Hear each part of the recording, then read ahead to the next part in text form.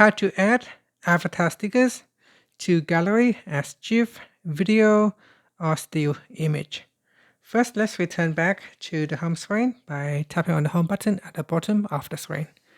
And from the home screen, swipe down at the top to open up quick settings. In here, tap on the settings icon. Next, we scroll down and then tap on advanced features. Now scroll down to the bottom and tap on Galaxy Avatar. Next, in here, tap on Avatar Stickers. Then touch and hold on the GIF avatar.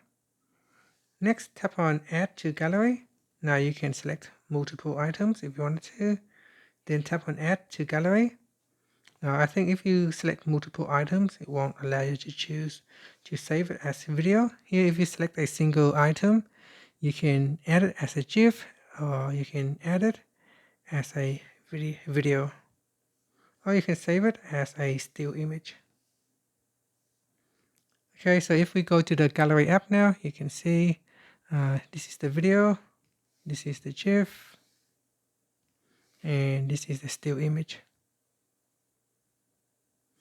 And that's it. Finally, you can tap on the home button to return back to the home screen.